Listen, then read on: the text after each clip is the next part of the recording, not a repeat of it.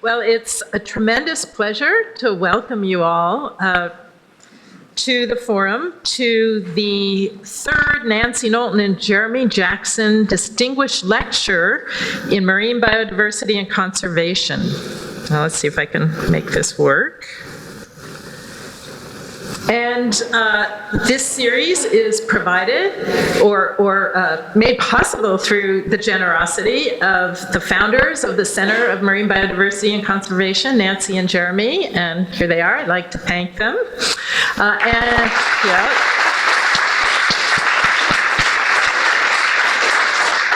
And of course, I would like to thank our speaker, Jim, wherever you are back there, for being here. Now, before I introduce Jim Toomey, I am going to tell those of you who may not be so familiar with CMBC just a little about us and what we've been up to this year. So the Center for Marine Biodiversity and Conservation is a virtual center dedicated to the vision that a healthy ocean that sustainably feeds, employs, and maintains humans and all of life on Earth. And we do this through programs, and this is not working here, through programs in research, through our education programs, and through communication. And we don't do this alone. We partner with a whole slew of organizations, NOAA, the Environmental Law Institute, different UCSD departments, the Center for Environmental Economics, IRPS, RADI at UCSD, the Center for Humanities, and then a whole slew of organizations around San Diego, Birch Aquarium, Cal IT Squared, the Oceans Foundation, you can see, and many, many more. And we all work together with the goal of basically solving problems in the ocean. Let me just tell you some of the things that we've been up to this year is launching PEER, which is the Program for Interdisciplinary Environmental Research. And we brought in 4 students this year, or last fall, I should say, to this program. And they bring interdisciplinary approaches. They come from backgrounds in law, in literature, in economics, and in ecology. And here you can see some quotes from some of these 4 students who are now working on a PhD, both at UCSD and at Scripps. We have a wonderful MES program in Marine Biodiversity and Conservation. This is a Master of Advanced Studies. We accept about 20 students a year, and they have an amazing wealth of experiences. They take an interdisciplinary summer class with the PhD students, the PEER students, and they participate in interdisciplinary forum and have basically a year of interdisciplinary experiences at Scripps. And here's the examples. Each student does a capstone project, a short research project. Here are examples of some of last year's, and you can see they touch on problems of habitat, sports diving, or history, really, technology, aquaculture, film, photography, education. The capstones are pretty much all over the place and very interesting. And what happens to the students when they leave here? Well, we have graduated 120 masters through CMBC, MAS students, and 40 PhD students, and they spread themselves around the country and the globe, working in government, academia, with non-governmental organizations and industry, and really are now having a huge influence on conservation and marine policy, both in this country and globally. One of the things that we've started doing every year is teaming up with Ocean Scientists for Informed Policy, a student group, and sending students to the climate negotiations. This past December, they went to COP20 in Lima, where the students manned a booth. You can see it there, hot, sour, and breathless.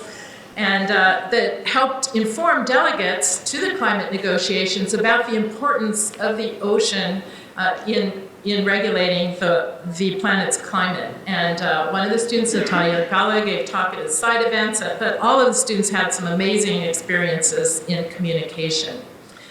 We have a set of research initiatives. They are highly varied. We work in the areas of marine biodiversity, basically from Antarctica to the deep sea to the Indo-Pacific. And Greg put in a beautiful movie here. Let's see if I can get it to work. There we go. He recently had an expedition to Indonesia, and that's some of the viewing, I think, as he dives. Really beautiful. We have projects on artisanal fisheries. Some of this work is in the Gulf of California, but also elsewhere in the world. We have projects on coral ecology in the Southern Line Islands, on shark conservation closer to home. There are initiatives on climate agreements, ocean acidification, fish contaminants. We have a program, the Deep Ocean Stewardship Initiative, in which we're bringing together different disciplines to discuss environmental management of the deep sea in the face of human activities like fishing, mining, and energy exploitation. We have initiated a new efforts in the area of food security and sustainable seafood, and really, there's lots more. I've just touched on a little bit of what we do. But now I would, oops, where did you go? It's my great pleasure to introduce Jim Toomey, a world-famous cartoonist. And I have to say that when we invited Jim, I think we had no concept that cartoonists would be on the world stage this month. Sadly, it's true. But I think it's also, they are a very important part of communicating with the public, and Jim is a perfect example of that. So let me just tell you a little bit about him. Jim Toomey grew up in Virginia. He was the son and grandson of engineers, and I think he was headed for a career in engineering at Duke University, but at that time I understand he had a hobby drawing political cartoons for the school newspaper. And, as is often the case, his hobby, I think, blossomed into much, much more. And for the past 20 years, Jim has been writing and drawing the daily comic strip Sherman's Lagoon, which is syndicated quite widely in newspapers in North America. You can find it in the Washington Post, the Chicago Tribune, the San Francisco Chronicle, Toronto Star, and more. It also appears in 30 foreign languages. So it shows up in French, Portuguese, Spanish, Norwegian, and Swedish. And Sherman's Lagoon combines two of Jim's lifelong passions, art and the sea. So in addition to drawing his comic strip, Jim is very active in marine conservation, and he received the Environmental Hero Award in 2000, which was presented by NOAA on behalf of Vice President Al Gore for using art and humor to conserve and protect our marine heritage. And he won this award again in 2010.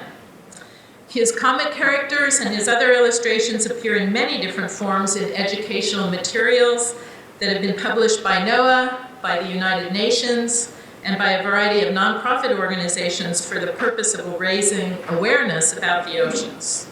So Jim routinely speaks in front of younger audiences. He speaks at aquaria and conferences, and he uses live drawings and humor to convey the importance of protecting our oceans, and I think we'll probably see some of that today. So Jim holds a Master's of Arts from Stanford University, and I understand he recently went back to receive a Master's of Environmental Management from Duke University, and today he's going to talk to us about drawing inspiration from the sea. And let's welcome him.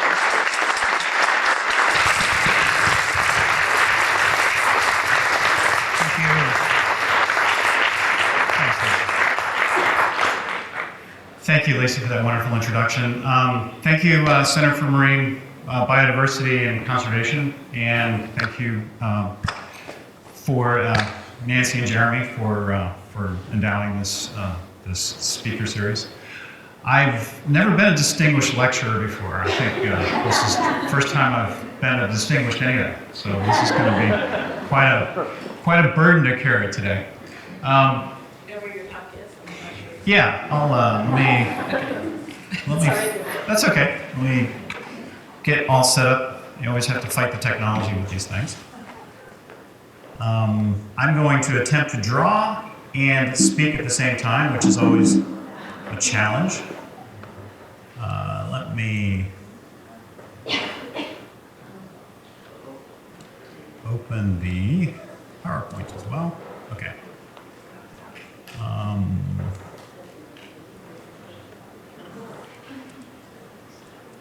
Okay, I think we have it.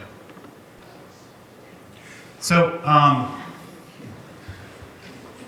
we have kind of a variety of an audience here. So we have, I think, students. We have maybe folks from the community. We have a fair amount of professors and teachers and academics here. So I've got kind of a wide spectrum of knowledge of the ocean here. And what I'd like to talk about, I don't know if you all came to hear the cartoonist side of this or the ocean side of this. I am really equally incompetent in both areas, so I'm going to prove to you that I can draw, first of all.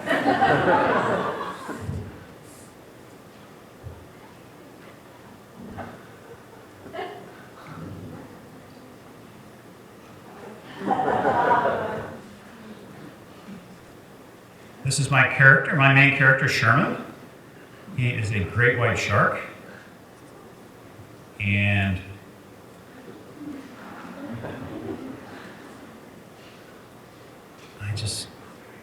so for you marine biologists in the room, you'll notice I do take some liberties. You probably wouldn't confuse this with a technical illustration of a great white shark. There's 3 gills. I don't know how many do they have, 6 or 7? 5, okay. I think I left out a few fins. So I'm giving you the caveat that I'm not a scientist here, I'm a cartoonist. As a matter of fact, one of my recurring nightmares when I'm in the studio, I'll dream that I'm in the studio drawing, and I'll look over to the other side of my studio, and there will be an audience of marine biologists watching me draw. And usually Jeremy and Nancy are in the front row. So thank you Scripps for making a nightmare come true.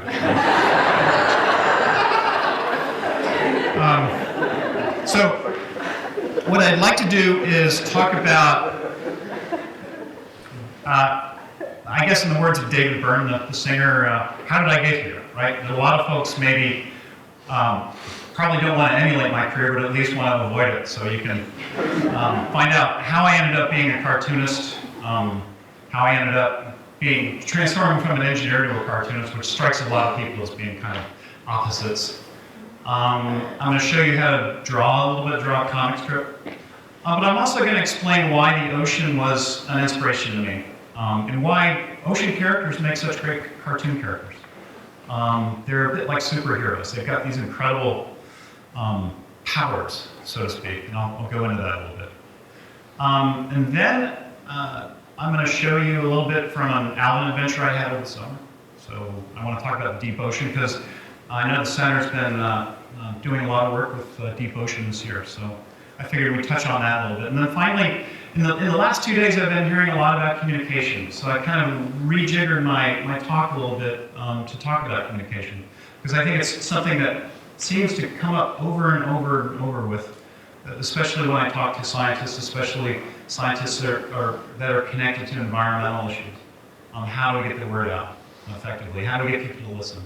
So I don't have any formal training in communication, as you can see, but I do have a few observations over my 20 years of doing the comic strip and other outreach materials. I do some videos for various folks and things like that. So I'm going to share with you some of my insights to why I think what makes effective scientific communication. So let's get started.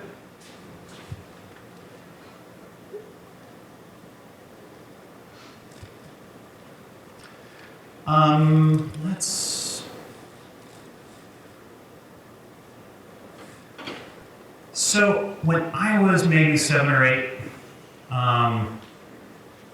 or even younger, I was a boy looking at the ocean here. I'm gonna draw me looking at the ocean here. A couple of my life experiences with what really made me fall in love with the ocean.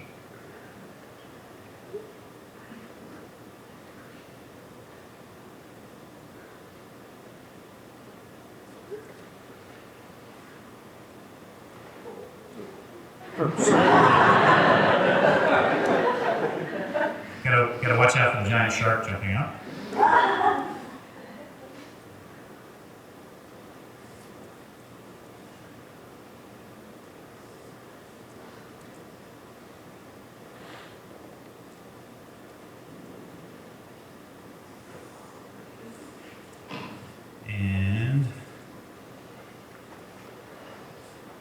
call cartooning the anti-social media because you can't really talk and draw at the same time.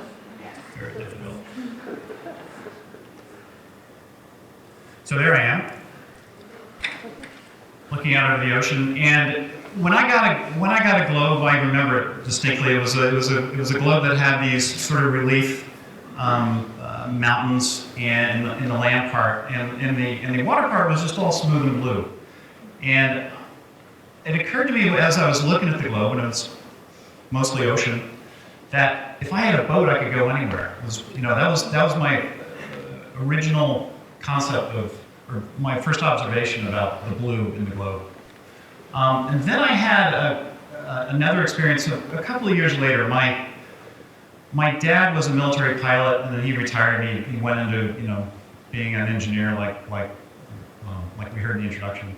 But we did some flying, and we would rent a plane, and he would continue flying. We continued flying the family around various places, and we went to the Bahamas. I grew up near Washington, D.C., so we flew down to Florida, and then we flew across to the Bahamas. And it was that trip, rather than looking at the ocean that way, where all you see is this sort of blue-gray veneer, what I saw from very low altitude was this beautiful landscape. And that's what really changed my perception of the ocean.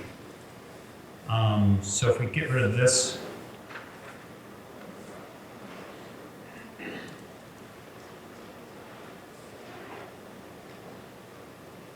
what I saw were hills and valleys and coral reefs and gardens and animals. I saw an enormous number of animals. I saw sharks, I saw manta rays, and all this texture and this world down there.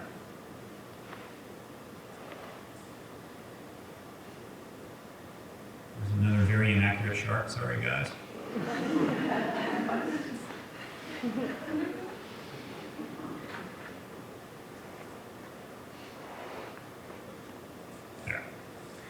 So that was the ocean I saw from this airplane, and this is the ocean we typically see when we look at it.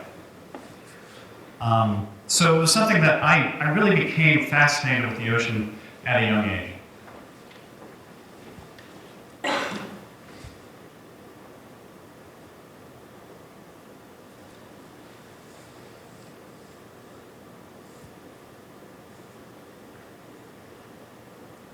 And so I went on to really become, I guess, carry on the family tradition. So what I did was I kept drawing, and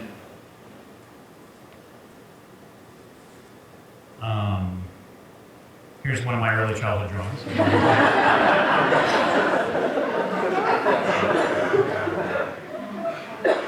Let me try to play this slideshow here. One of my early childhood drawings.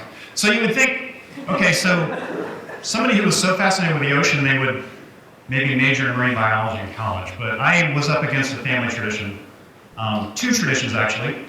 All the first males in my family were named John, and they all became mechanical engineers.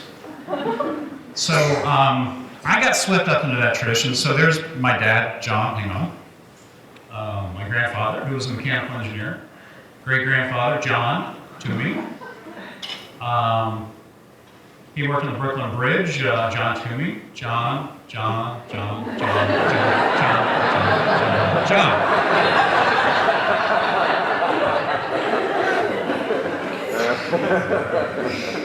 So I got swept up into that, but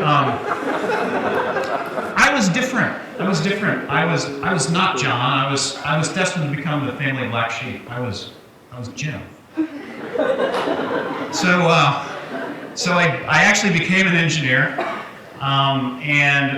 but in the back of my head, I always wanted to be a cartoonist, and I wanted to have something to do with the ocean. So as an engineer, I did a lot of doodling at my desk. I drew a lot, and over the course of time, a couple things happened. First thing is I got fired.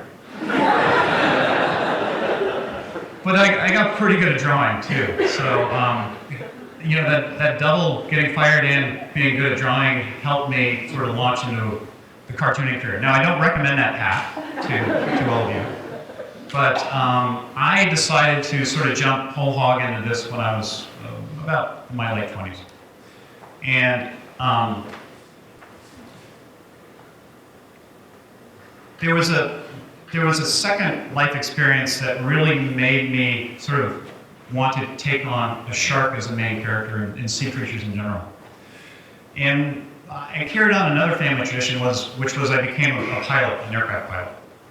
And it was an experience I had as a student pilot that made me really appreciate the intelligence of animals. And I'll try to quickly explain what happened. So as a student pilot, you practice stall recovery. So an aerodynamic stall is when the air over the wings slows down to the point where the plane just falls from the sky. And you practice that a lot as a student. But what you don't practice is spin recoveries, which is when if you turn very steeply and very slowly, on a 30-foot wingspan, actually the inside wing can go slower than the outside wing. So what happens is it's an asymmetric stall where one wing stalls and one wing doesn't. So you go into the spin. And they don't teach that to students because they ended up killing more students teaching the stall than they saved by having students know about the spin. But I was just obsessed with this. I had to learn how to do a spin recovery. So the instructor said, I'm not going to go with you, but if you want, you go up really high, like 6,000 feet, and then you pretend that the runway's at 5,000 feet, and then you do this imaginary pattern. And if you get it steep enough, slow enough, you're going to spin out. And then the way you recover is that you have to step on the rudder in the opposite direction of the spin, and then you straighten out, and hopefully the wings don't fall off. So I did this, and I was so traumatized by this that I had the plane reserved for about a 4-hour block, and I did this in the first half hour. And usually usually you have a landscape that's flat and there's a perspective to it. When you actually spin out, you're just looking at it straight down. And I had never seen that before, and it was such a traumatizing thing for me that I just basically wanted to land the plane, kiss the ground, and find the closest bar. But a funny thing happened on the way to the bar, which is that there was a picnic table by the runway, and there were some trees there. And there were some breadcrumbs on the ground, and there was a branch full of sparrows just flying around. And I just stood there, or I sat on the bench, and I watched these sparrows kind of dive down, stall recovery, pick up a little piece of bread, fly back up to the branch, and there was about 10 of them doing that. And I just thought, wow, great stall recovery, great landing, good flare. It's like, I'm being humiliated by sparrows. They're just really good at this. And then it occurred to me, that's intelligence. That's I know it's not maybe what we routinely want to refer to as intelligence, as in what we think of as intelligence, but there's a component of intelligence there that's. And then it occurred to me, it's all over nature. This form of intelligence. Like my son, when he asked, when do trees know when it's fall?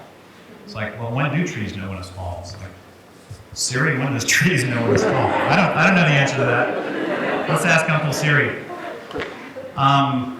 Or sharks. The intelligence in these animals and other sea creatures, what I really refer to as intelligence, is remarkable, and it's what inspired me to start the comic strip, because they are, in my mind, they're like superheroes. Let me draw a few.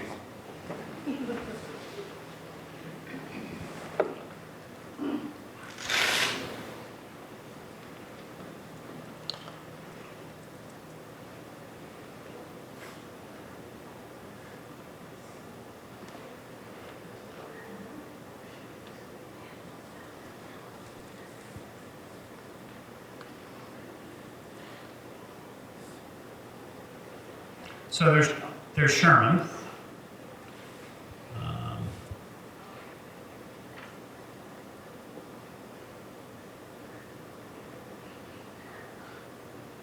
who is a great white shark, and he is like a lot of people. He's talented without motivation, so he can smell a drop of blood in a mile away.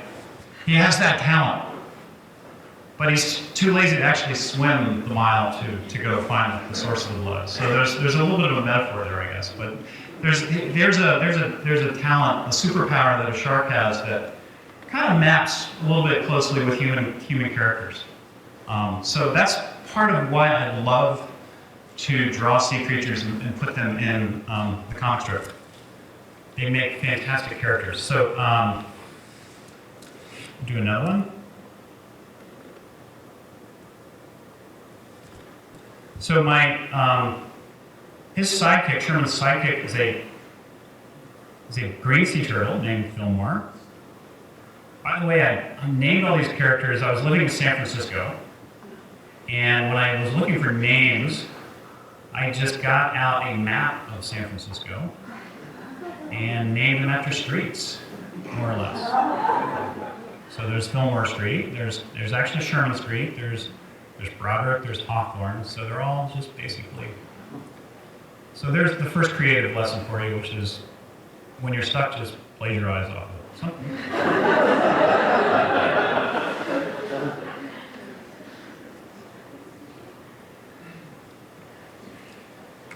So there's Fillmore. He's a green sea turtle. Now, he's got superpowers, right? He has this incredible ability to navigate, right? I'm sure I'm talking to a lot of marine biologists here who probably know this really deeply. And we had a conversation about sharks yesterday.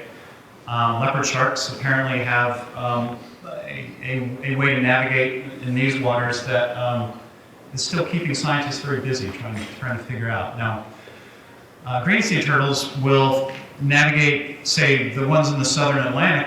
They'll find their way from the coast of Brazil to Ascension Island, which is about 1,500 miles off the coast of Brazil. It's about, I think, 2,000 miles from the African coast. And Ascension Island is about 35 square miles. It's maybe a 6x6 patch in the middle of that ocean. And these turtles just do that routinely. So for me, that's kind of a superhero, a superpower that I like to take advantage of. So I send Fillmore to Ascension Island every spring looking for a mate. He has wonderful navigation skills, and unfortunately he has terrible pickup lines, so he always seems to strike out. But he's another example of a character that where I'm really taking advantage of the unique properties of marine animals to create a comic strip character with texture.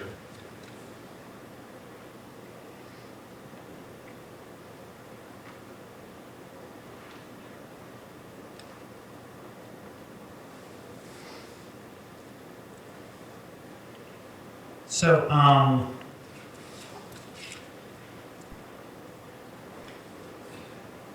I was going to try to draw a comic strip now. This could take a while. Let me see, just to show you the mystery of the process here. Basically, the first thing you do is you think of the text, the dialogue, and then you put the dialogue in, and then you draw around the dialogue. The dialogue is really the inflexible part, because once you've distilled the gag down to the basic minimum amount of words, then the drawing part can kind of fit in between. So let me give you an example of, I guess a typical day's work for me, if you call it work.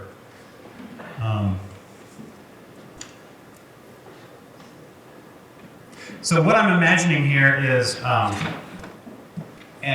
conversation between Sherman and Fillmore, his sidekick, which is the turtle.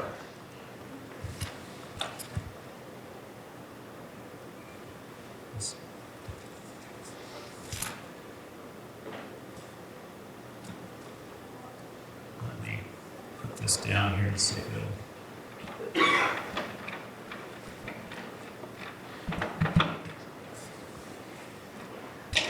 Yep.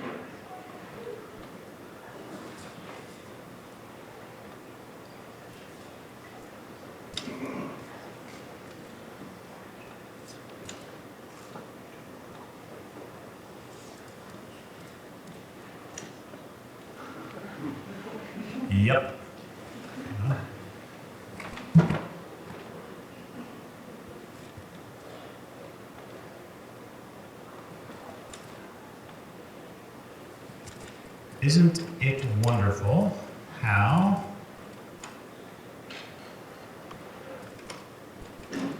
humans devote an entire day to the oceans?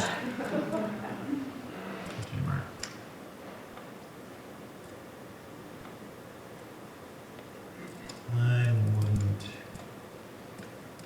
read too much into it.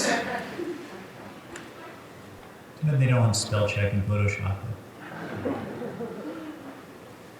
They devote an entire day to groundhogs.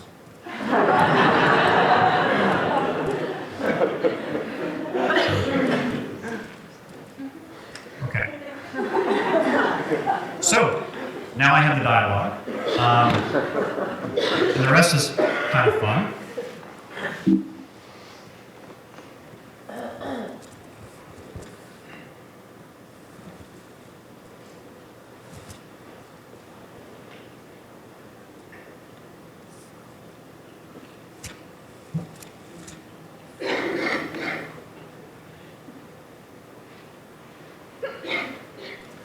We got another.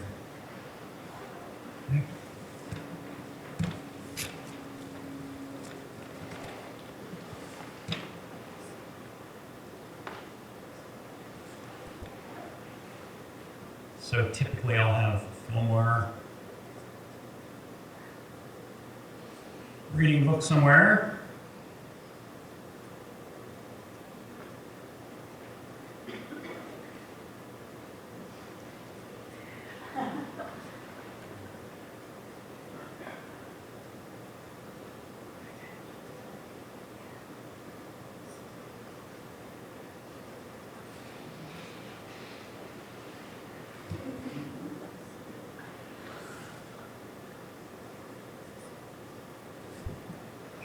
Coming inside. So it's a little bit like filmmaking if there are filmmakers out there. The first frame is usually like an establishing shot, is what we call in filmmaking, but it's just sort of who are the characters and where are they?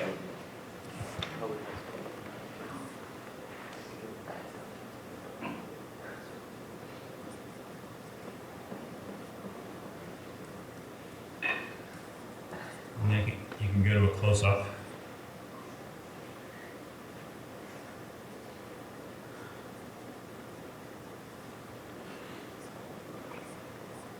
Actually, there's not what we're talking about.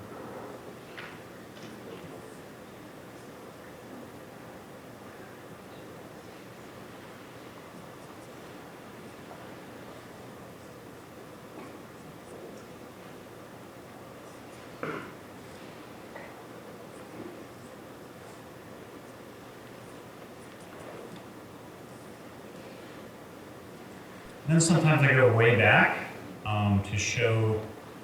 I love to draw coral. Coral is a big part of my strip as well.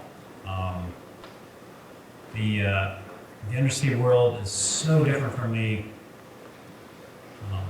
terrestrial world that all these different wonderful shapes and colors. In the Sunday pages, I can actually do color.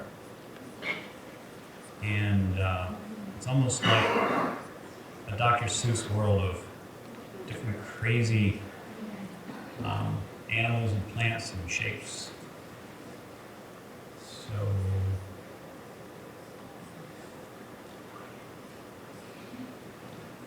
we'll go back to this medium shot.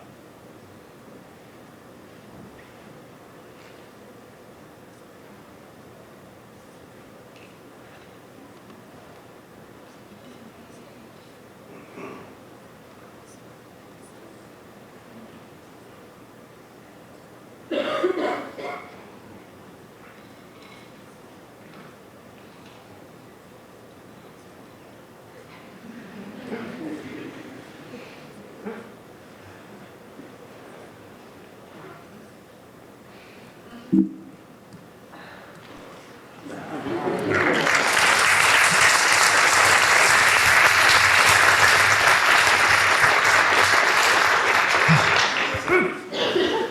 that's my day's work. For about 15 minutes on the golf course. For me, the hard part's the writing. But if you're a writer, it helps to have some kind of stake in the ground and work from it. So that's your point of stability. And oftentimes I will read ocean stories. There's a lot of ocean stories, especially lately. There were 2 or 3 just in the New York Times today. One about how we're killing off the oceans at an incredible rate. Another one on ocean acidification. Some of that stuff I love to work with, despite the fact that it might have bring negative connotations to the readers. It's kind of I guess a dark humor that I enjoy. So I'll show you some examples of how I've sort of woven in some current events, some current ocean topics into a few scripts. I don't want to turn this into a comic strip reading session, because you can always do that in your spare time. Just buy lots of my books and go ahead.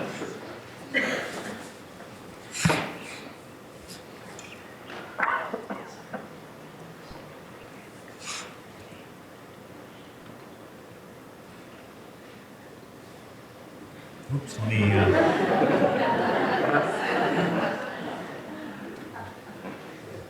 Okay.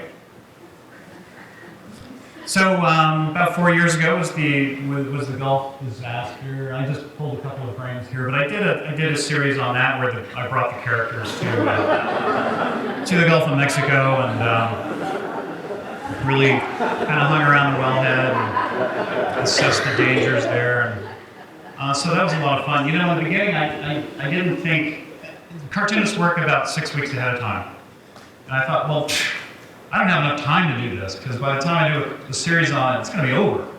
And then 6 weeks into it, the Anderson Cooper's saying it's going to be at least another 10 weeks. And then, it was bad news for the ocean and for everybody else, but it was good news for me. I could actually do a series of cartoons on it, which I did. I think this appeared in July. It happened in April, so it lasted that long. Very sad. I saw an isopod in the formaldehyde jar. There's some of us who were at a lunch where they had this on display. And I love putting crazy characters into a cartoon. So, and there's just no shortage of them. Every time I want a guest character, heck, I just Google crazy ocean stuff, and boom, I get isopod. I didn't even know they existed, isopods, and they're like a giant roly-poly bug underwater. So I thought, wow, let's do isopods. Now, I did take some license with the isopod. Now, there's talk about how life in the deep sea, especially things like tube worms, could actually be similar to life on another planet, because of the conditions they put up with. So I actually took these isopods to another planet. They ended up being aliens in this series. They pulled out a laser gun, hijacked the spaceship, and they got in the spaceship and they flew off to the moon of Jupiter, Europa, I guess, where I think isopods came from. Is that true? No? Okay, anyway.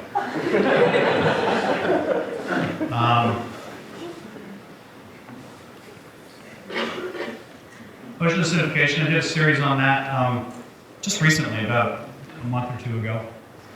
And I was fascinated with the fact that OA apparently will affect the senses of sharks. Their ability to smell. We had this discussion yesterday over lunch how I guess there's some bone in there, or some kind of tissue in there that gets dissolved because of this higher acidity. So I thought, well, that's a real esoteric little thing that how can I possibly get that into a comic strip?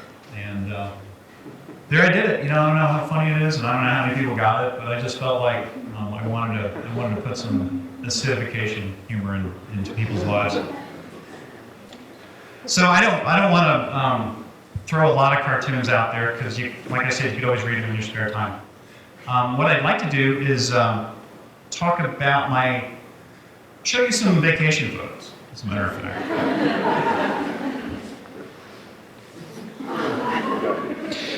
So Disney World is in the middle of Florida. I was on Google Earth today, and I probably can't get it on here, but if you Google Earth Disney World and you go down and you hit Disney World, and then you go about 250 miles west.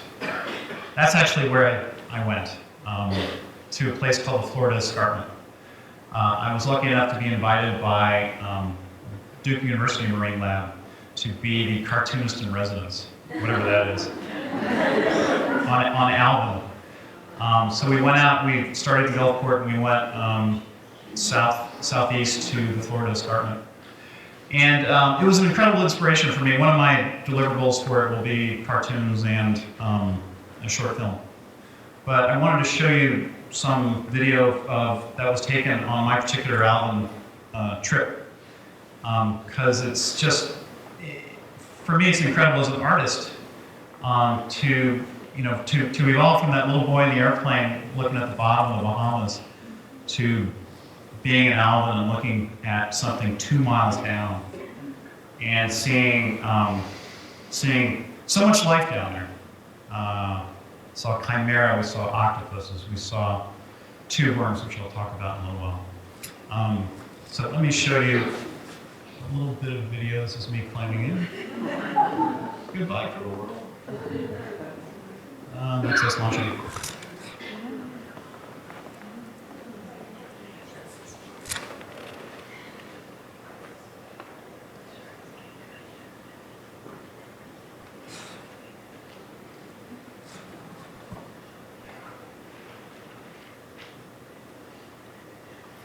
So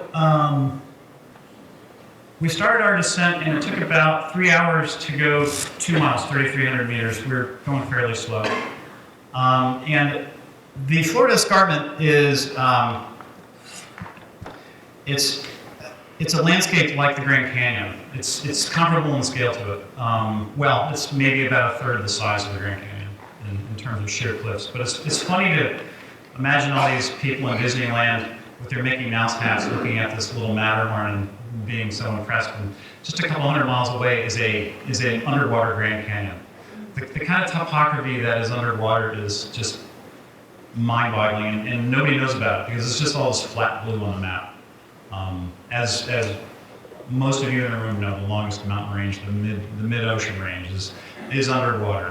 The Mariana Trench, there's just so many topographical details underwater that you can't take a sweeping photograph of. You can't show it in a book, but the fact that nobody knows it exists is really a crime, that we don't teach it in school. So this is, what we did was we landed about 200 meters west of the cliff, and when we landed it was just a perfectly flat sandy plain, and I was thinking, gosh, we're not going to see a thing down here. This is like an underwater desert. But about a minute into the trip,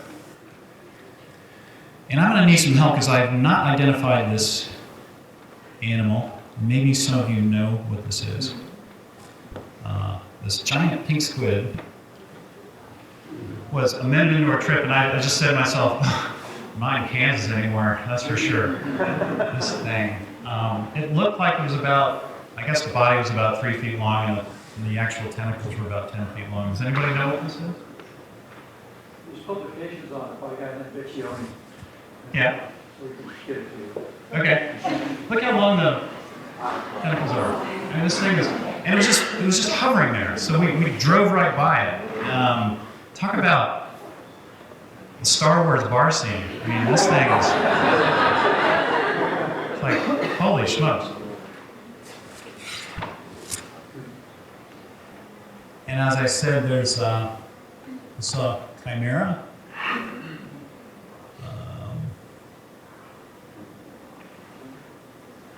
this is probably the first time this fish has seen its surroundings or anything. I don't know.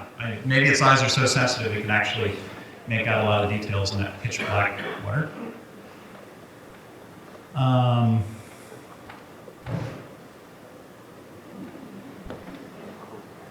This is an anglerfish. When you Google anglerfish, you get a bunch of dead anglerfish, right? You think the classic picture is this sort of blackish brown thing with these monstrous teeth. And I had no idea that there was just so much texture and frankly, life in these things. It was not showing us the classic light. I did notice it had turn signals and brake lights, though.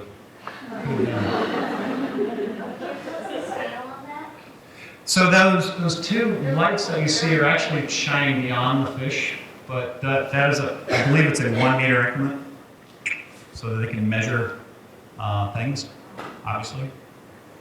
And that fish is probably 1.5 foot maybe. And this is us approaching the cliff.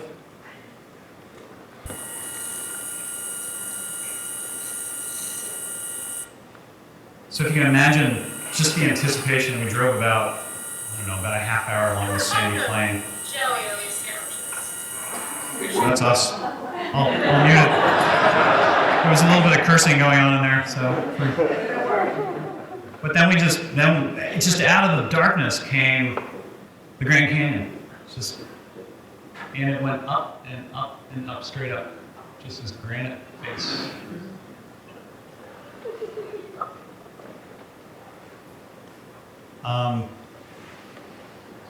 The thing that really fascinated me, they were taking a lot of samples of these tube worms. We drove by a few tube worm forests. And I think that's what really changed me. I travel a lot. We all probably love to travel, and because travel changes our perspective on the planet, the people on the planet. And I do a lot of rough travel. I'll go to Africa or India or whatever, and I'll come back very changed. But it's always coming back changed about the way I see people. Almost always. Sometimes terrestrial nature, but this is the first time I've come back changed about how I've seen the planet, our own origins. The tube worms we saw down there, the hanging out with the scientists for 7 or 8 days, learning about the origin of, learning about chemosynthesis, how, this was, I guess, proven maybe 100 years ago, but it was discovered in the field with Alvin in the Galapagos Rift less than 40 years ago. This notion that you don't need the sun to synthesize organic molecules. You can actually have this isolated community in this cold seep, in this occasion it was a cold seep, that can take the energy of that cold seep and synthesize organic molecules. It's mind-boggling. And it was something that the scientists on the boat were really, really fascinated with, obviously. The story I heard, and you've probably all heard the story a few times, I'll tell my version of it, but when Alvin was on the Galapagos Rift in '77, it was ostensibly on an oceanography expedition. It was looking at more topography than not expecting any life. So the Woods Hole folks that were on that particular dive were really looking at landforms, bottom forms. And they saw all this, and then they went back and they talked to the biology people there, and they said, "Hey, cool landforms, but you didn't tell us about all that life down there." And they said, "What life?" They said, "Yeah, well, there's tube worms and there's fish feeding off them, and there's mussels and this and that." And it's like, really? So there's this whole community eating what? How does this come from? So they actually, drilled into it and came up with the chemosynthesis theory, and that's about as much as I know. I'm getting into dangerous territory here with not knowing the actual marine biology of it. But I guess what fascinated me was that we have explored maybe 1 or 2% thoroughly of the ocean. So if you take a typical Alvin dive, and let me simulate it.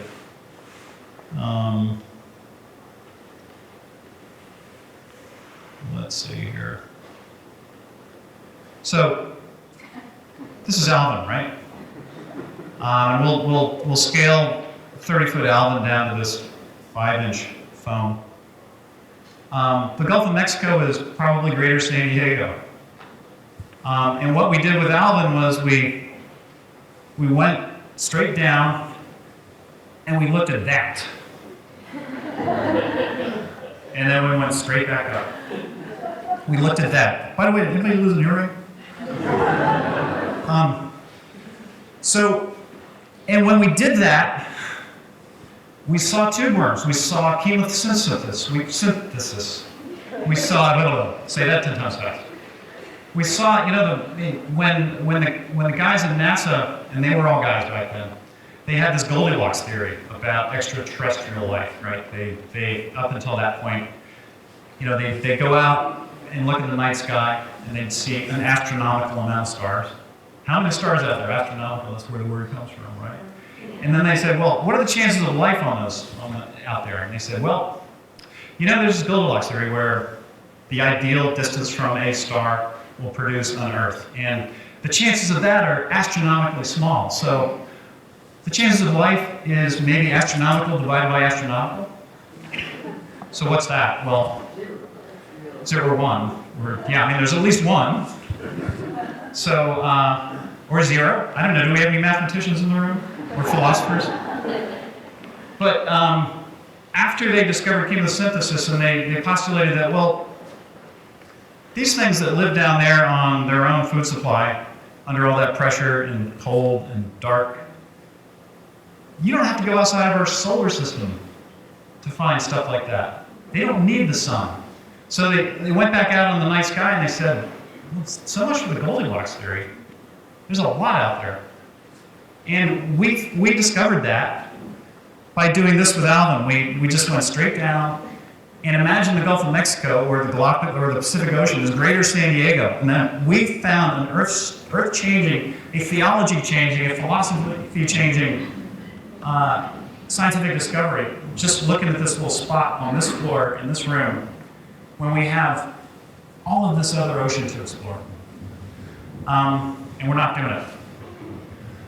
What are we doing? We're closing our eyes, we're digging down there, we're grabbing a bunch of stuff, tube worm, coral, this and that. Oh, there's a shrimp.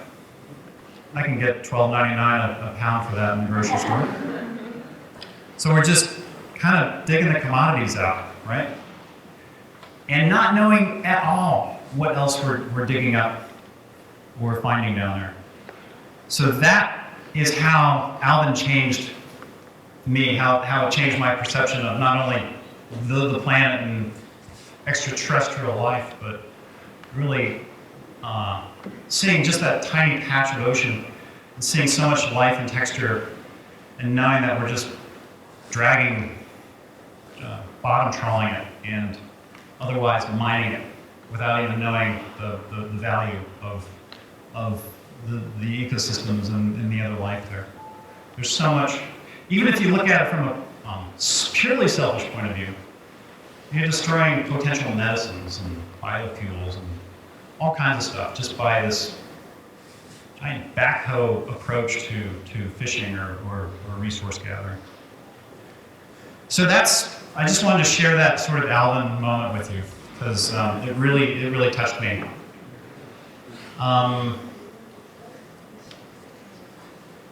We have I'm going over. Okay.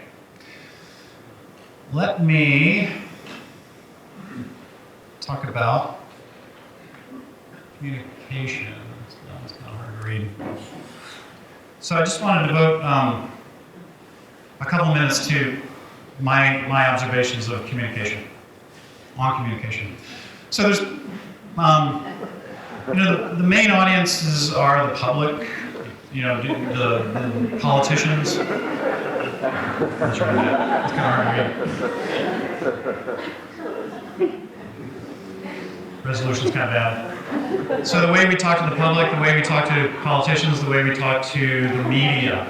I've been talking to a lot of folks here who just wonder, ask me if I have any insights on that. And I think talking to the public is it's all about, you've heard this before. You heard this with Sean's. You saw this. I think it was a Rudyard Kipling quote in Sean's lecture yesterday. Those of you that were here, that hanging these scientific facts or these lessons on stories and characters. And I know I had lunch with a bunch of folks yesterday, a bunch of students, PhD candidates who were big into the outreach and big into creating visuals and cartoons and so forth. And my advice to them was that you really need to be able to connect with your audience at a human level. So you wonder why does Anderson Cooper read us the news when we can just listen to it? I mean, why do we have to look at a talking head, right? It's all about a human connection, right? You look at him and you think, I trust him, and that's part of the package. Even though what he's delivering, you don't need a face, right? You don't need a person telling us that.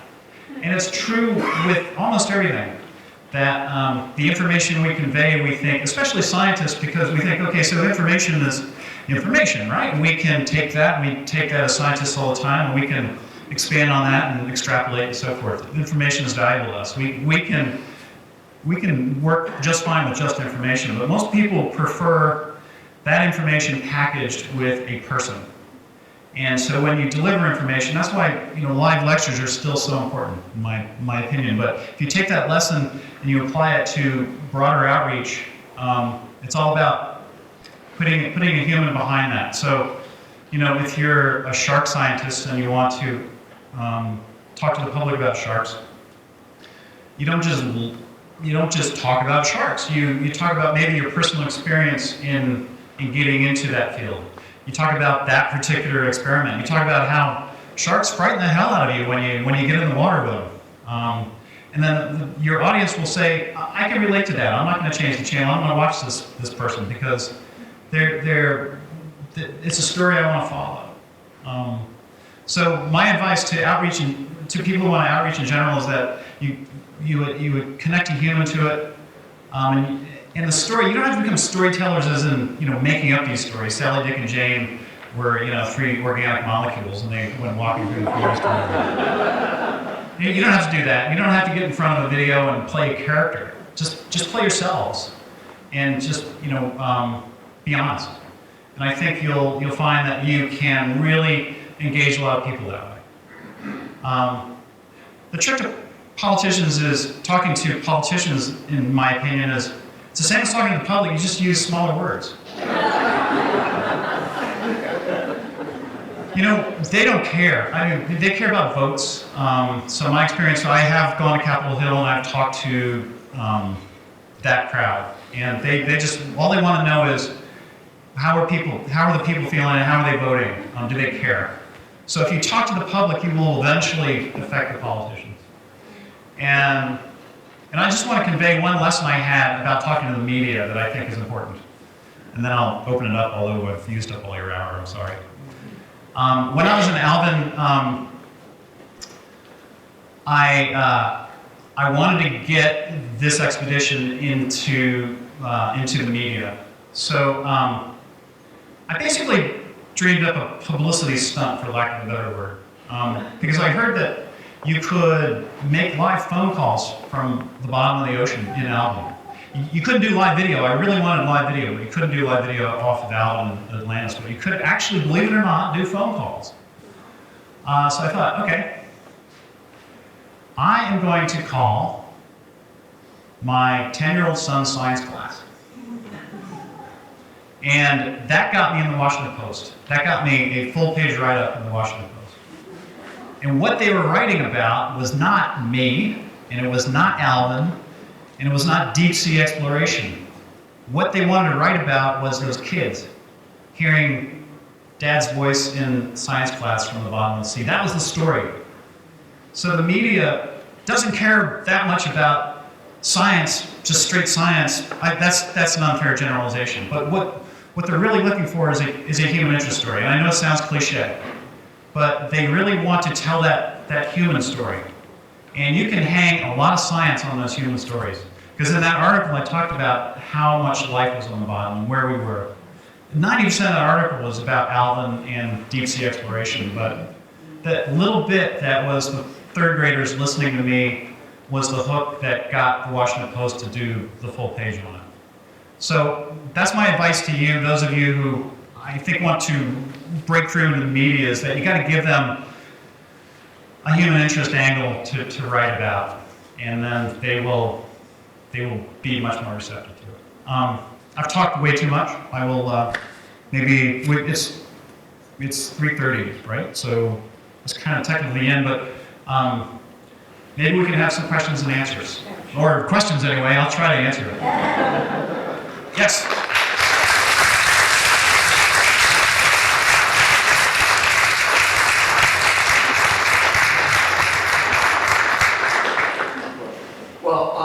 Thank you for your deep presentation. And I imagine now you've picked up so much momentum that fans are actually sending you ideas for gags, kind of like they mail into the Tonight Show. So the question is, how often do you do that? And does it make your work easier or harder? And then where do you want to take this, your work, in the next 5 years? It's a lot of questions. It generally makes it harder, the idea submissions. With that said, sometimes I'll get, the marine biologists I love, I have a lot of them on email, so I'm not just saying this because I'm in front of a bunch of them, but I get a lot of crazy ideas from them that I really love. And the general public, generally I don't get many valuable ideas just over the transom, so to speak. So, but I do love, the fact that you know so much about the ocean, but you can just pluck these little gems here and there. That isopod thing, for example, was a suggestion that somebody sent my way. I love that. Or, did you know that, sea cucumbers will vomit their guts when they panic? It's like, wow, there's a cartoon there somewhere. Right? So I'm moving my family to the ocean in 6 months. So we're going to be living on a boat just cruising around for a year. So that's where I'm taking my strip. My strip is going to follow the boat. We're going to go various places and just kind of do diving, ocean exploration. So I'm going to try to do live blogs and all that, but the comic strip will be somewhat autobiographical. Why am I having a hard time with words today? So that's where I'm taking the strip for the next year. The next 5, I don't know. I'm doing a lot more video work. I find it, newspapers are, I pick 2 things that I kind of modeled my career around, which was oceans and newspapers, and they're both dying. So, sorry, that was a. So newspapers are. The video work is my way of getting sort of. I'm too young to retire, too old to go to grad school, so I'm trying to do more video work. And that's been a lot of fun in the animation. Do we have time for one more question, or should we end it? Take a question. Okay. From the beginning, did you always draw on a computer? Never with pen? Oh, good question. No, I changed around year 2002. I was, when I drew on paper, it's typical, deadline thing. Every Friday I'd have to post, and, my deadline was 5 o'clock Friday to get it to FedEx to send it to New York. So getting that Wacom tablet bought me another 6 hours, so I could, just hit the button and send it. And being paperless is really great. I mean, you can, it's like a word processor when you write. You can just undo it. And as a matter of fact, when I do real pen and ink now, and I make a mistake, I instinctively go to the undo button and it's just one undo. So paperless is wonderful. Even my bathroom is paperless if you visit. Bring your own. So. Yes, in the back. SpongeBob SpongeBob SquarePants? Yeah. What is your maybe off the record opinion of how he even imparts like knowledge of the oceans and stuff? 'Cause that's a big platform. Absolutely, no, I'm jealous as all heck of SpongeBob. I think his creator's got a marine biology background, doesn't he? Does anybody know? Oh, he does. So, you know that oftentimes you can have something with a lot of fluff or entertainment value and a little bit of seriousness or lesson or whatever, or you could have something with a lot of lesson and a little bit of entertainment value, and usually have a much smaller audience. So there's this, big entertainment value, little lesson, big audience typically, a lot of lesson, little entertainment, smaller audience. And so if you turn that into a math equation, the eyeballs converted sort of equation, you get different numbers. And you can do it with lots of entertainment, lots of eyeballs, and small lesson. Or you can do it the other way. But I think he's an example of lots of eyeballs. So nothing but praise for SpongeBob.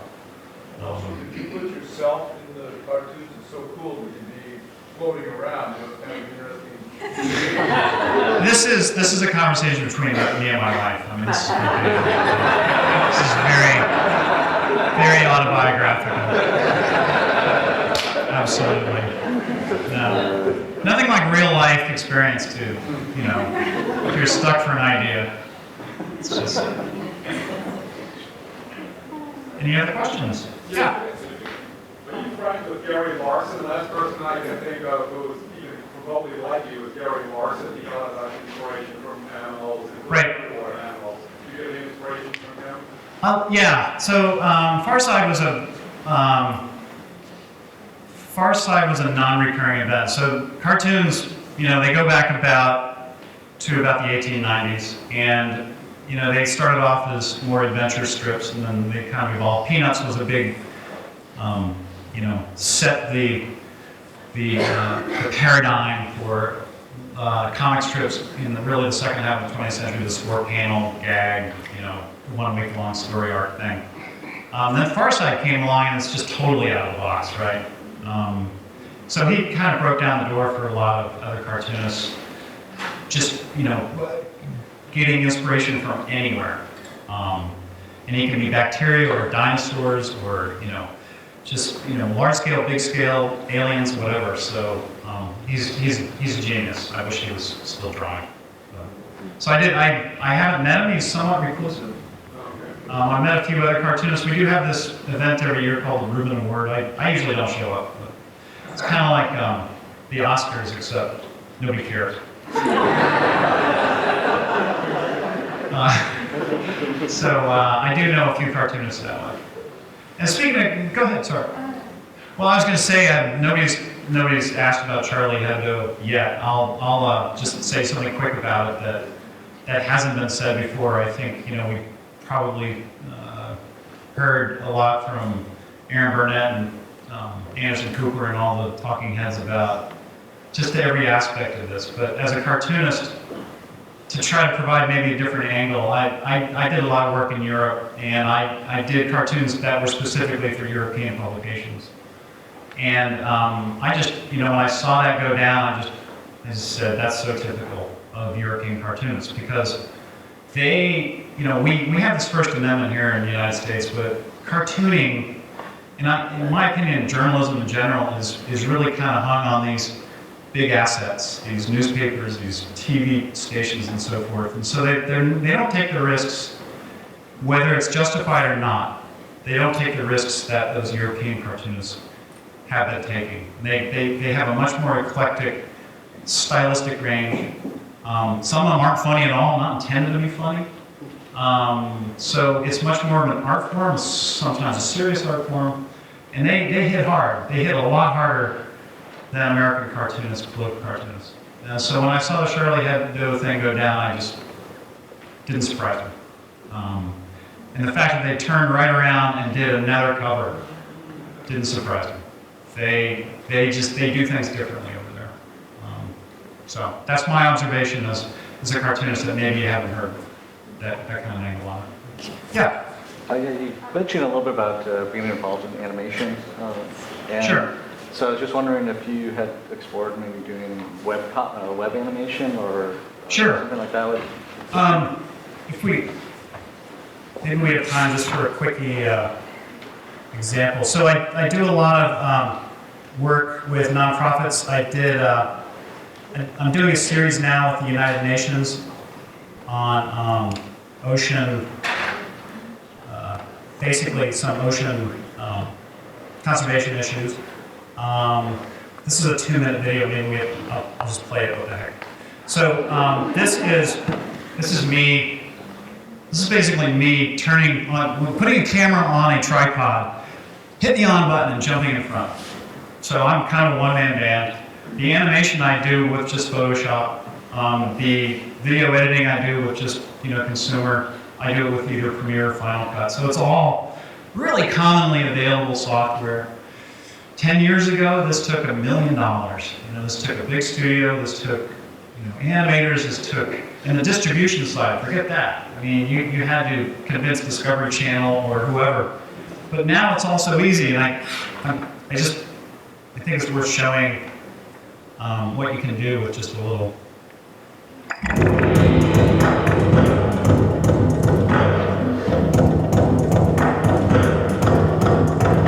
You ever wonder where trash ends up?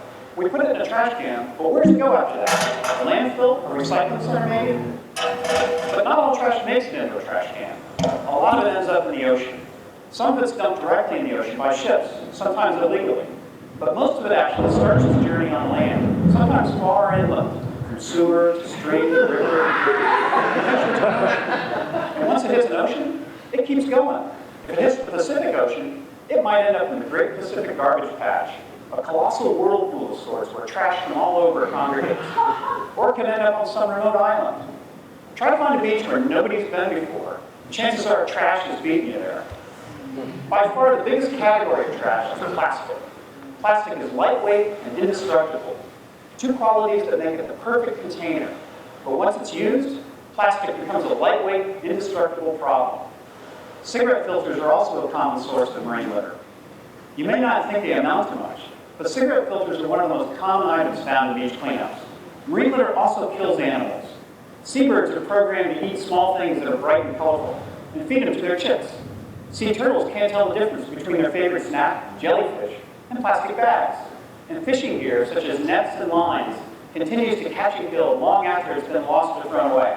Invasive or alien species have been known to catch a free ride on floating litter, and this can wreak havoc on native wildlife. There are ways we can help. Dispose of waste properly, recycle more, and switch to reusable containers where possible.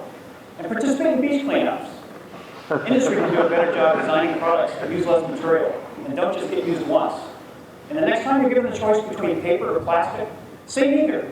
We can all help solve the trash problem by making less of it.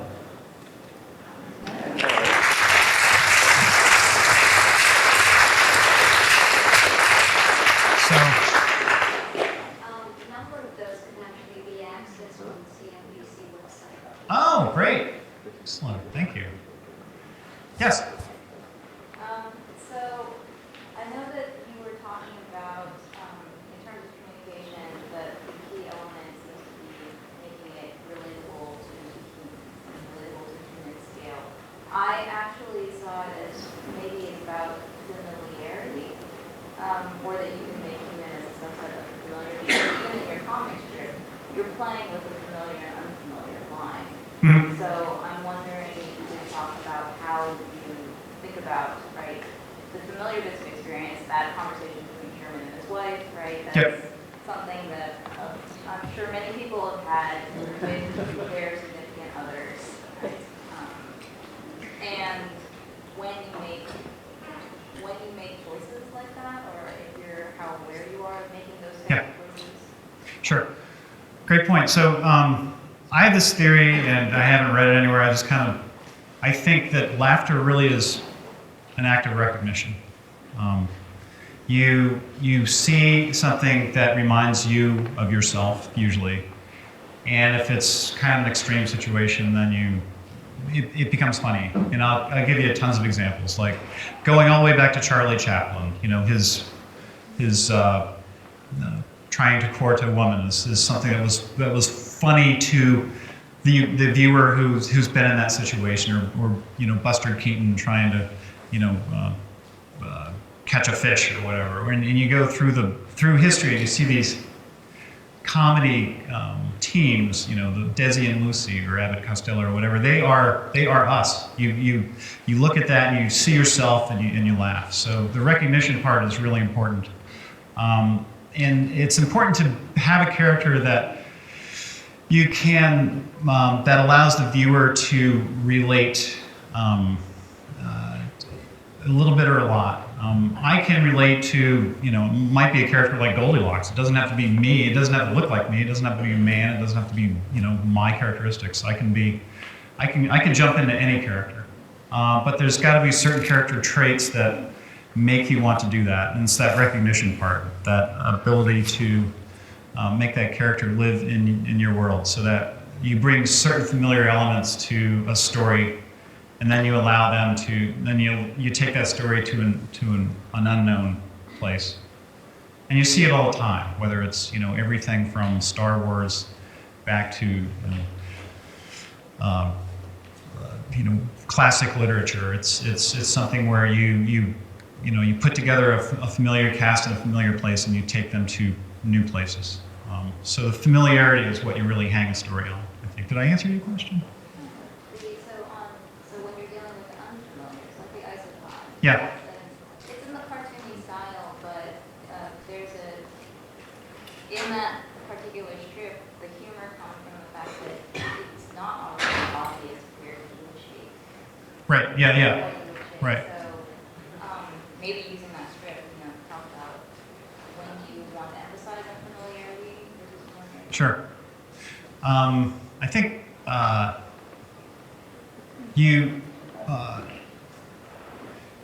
I think I guess the unfamiliar, or the bizarreness of so many of these characters and the sea life and so forth that creates these unfamiliar moments is a big vehicle for humor for me.